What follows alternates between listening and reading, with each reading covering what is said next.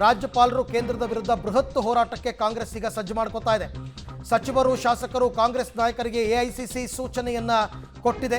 ಪ್ರತಿಯೊಬ್ಬ ಶಾಸಕರು ಸಚಿವರು ಹೇಳಿಕೆಯನ್ನ ನೀಡಬೇಕು. ಮಾಧ್ಯಮಗಳ ಮುಖಾಂತರ ಸಿಎಂ ಸಿದ್ದರಾಮಯ್ಯ ಬೆನ್ನಿಗೆ ನಿಲ್ಲಬೇಕು.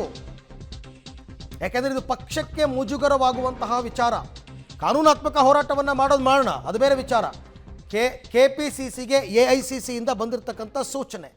ಓಕೆ, ಪ್ರದೀಪ್ ಕುಮಾರ್ ಅವರು ಮತ್ತೆ ಸಂಪರ್ಕದಲ್ಲಿದ್ದಾರೆ. ಪ್ರದೀಪ್ ಕುಮಾರ್, ಇವಾಗ ನಿಮ್ಮ ಮುಂದಿನ ನೆಕ್ಸ್ಟ್ ಮೂವ್ ಏನೀಗ, ಏನು ಮಾಡ್ತಾ ಇದ್ದೀರಾ ಸರ್? ಈಗ ನಾನು ರಾಜ್ಯಪಾಲರಿಗೆ ಮನವಿಯನ್ನು ಮಾಡಿಕೊಂಡಿದ್ದೆ, ಪ್ರಾಸಿಕ್ಯೂಷನ್ ಪರ್ಮಿಷನ್ ಕೇಳಿ. ಪ್ರಾಸಿಕ್ಯೂಷನ್ ಪರ್ಮಿಷನ್ ಸಿಕ್ಕಿದೆ. ಸೊ ಈಗ ನಾನು ನೆಕ್ಸ್ಟು ಏನು ನಾವು PCR ಫೈಲ್ ಮಾಡಲಿಕ್ಕೆ ಏನು ಮಾಡಬೇಕು ಅದನ್ನು ಕೂಡ ಒಂದು ಕಡೆ ತಯಾರಿ ನಡೀತಾ ಇದೆ. ಇನ್ನೊಂದು ಕಡೆ ನೋಟಿಸನ್ನು ಏನಾದರೂ ಮಾನ್ಯ ಸಿದ್ದರಾಮಯ್ಯನವರು ಚಾಲೆಂಜ್ ಮಾಡಿದ್ರೆ ಮುಖ್ಯಮಂತ್ರಿಗಳು, ಅದರ ವಿರುದ್ಧನೂ ಕೂಡ ನಾವು ಒಂದು ಕಾನೂನು ಮುನ್ನೆಚ್ಚರಿಕೆಯನ್ನು ತೆಗೆದುಕೊಳ್ಬೇಕು ಅನ್ನೋ ಕಾರಣಕ್ಕೋಸ್ಕರ ನಾವೀಗ ಕೇವಿಯೇಟನ್ನು ಫೈಲ್ ಮಾಡ್ತಾ ಇದ್ದೀವಿ. ಈಗ ನೀವು ಮೂರು ಜನ ಒಗ್ಗಟ್ಟಾಗಿ ಹೋಗ್ತಾ ಇದ್ದೀರಾ, ಫೈಲ್ ಮಾಡ್ತಾ ಇದ್ದೀವಿ. ಅಲ್ಲಿ PCR ಕೂಡ ಫೈಲ್ ಮಾಡ್ತೀವಿ. ಇಂಡಿವಿಜುವಲ್ ಆಗಿ PCR ಫೈಲ್ ಮಾಡ್ತೀರಾ ಅಂತ ನಾನು ಕೇಳ್ತಾ ಇರೋದು. ಇಲ್ಲ ನನಗೆ ಇಲ್ಲ ಇದು ಇಂಡಿವಿಜುವಲ್ ಆಗಿ ಆಗಿರ್ತಕ್ಕಂಥದ್ದು. ನಾನು ಅಬ್ರಾಮ್ ಅವರು ಮತ್ತೆ ಅವರು ಫೈಲ್ ಮಾಡೋಕ್ಕಿಂತ ಮೊದಲೇ ಡಿಸೆಂಬರ್ 3, 2023 ನಾನು ಫೈಲ್ ಮಾಡಿರ್ತಕ್ಕಂಥ ಕಂಪ್ಲೇಂಟು ಅವರಿಬ್ಬರಿಗಿಂತ ಮೊದಲೇ ಫೈಲ್ ಮಾಡಿರ್ತಕ್ಕಂಥದ್ದು.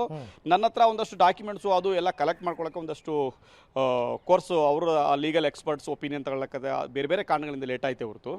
ಸೊ ಅವ್ರಿಗೆಲ್ಲರಿಗಿಂತ ಮೊದಲು ನಾನು ಕಂಪ್ಲೇಂಟನ್ನು ದೂರನ್ನು ಫೈಲ್ ಮಾಡಿದ್ದೆ. ಅದು ಅವರು ಅಬ್ರಾಮ್ಗೂ ನನಗೂ ಸಂಬಂಧ ಇಲ್ಲ. ಓಕೆ, ನಿಮ್ಮನ್ನೇನು ರಾಜ್ಯಪಾಲರು ಕರೆದಿಲ್ವಾ? ಅಬ್ರಾಹಂ ಅವರು ಪಡ್ಕೊಂಡಂಗೆ ಕರೆದಿದ್ರು ಸರ್. ಒಂದ್ಸರಲ್ಲ ಸರ್, ಒಂದು 20 ಸರಿ ಕರೆದಿದ್ದಾರೆ. ನಾಟ್ ಒನ್ ಟೈಮ್ ಕರೆದಿದ್ದಾರೆ. ಎಲ್ಲ ಡಾಕ್ಯುಮೆಂಟ್ ಬಗ್ಗೆ ಕೂಲಂಕುಷವಾಗಿ ಎಕ್ಸ್ಪ್ಲನೇಷನ್ ಕೇಳಿದ್ದಾರೆ. ನಾನು ಎಕ್ಸ್ಪ್ಲನೇಷನ್ ಕೊಟ್ಟಿದ್ದೀನಿ.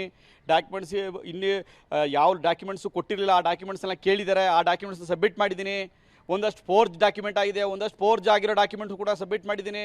ಸಿದ್ದರಾಮಯ್ಯನವರು ಯಾವ ರೀತಿ ಫೋರ್ಜ್ ಮಾಡಿದ್ದಾರೆ, ಅವ್ರ ಮಿಸ್ಸಸ್ ಫೋರ್ಜ್ ಯಾವ ಥರ ಮಾಡಿದ್ದಾರೆ, ಡಾಕ್ಯುಮೆಂಟ್ ಯಾಕೆ ತಿದ್ದಿದ್ದಾರೆ, ಆ ಡಾಕ್ಯುಮೆಂಟ್ ಯಾವ ಡಾಕ್ಯುಮೆಂಟ್ಸ್ನ ನಿಮ್ಮ ಮುಂದೆ ಮೀಡಿಯಾ ಮುಂದೆ ಅವ್ರು ಸಬ್ಮಿಟ್ ಮಾಡ್ತಾರೋ ಆ ಎಲ್ಲವೂ ಕೂಡ ಹಿಂದೆಗಡೆ ತಿದ್ದಿದ್ದಾರೆ. ಅನೇಕ ಡಾಕ್ಯುಮೆಂಟ್ಸ್ಗಳನ್ನ ತಿದ್ದಿದ್ದಾರೆ. ಇಂಥದ್ದೇ ಲೇಔಟಲ್ಲಿ ಬೇಕು ಅಂತ ಹೇಳ್ತಾರೆ.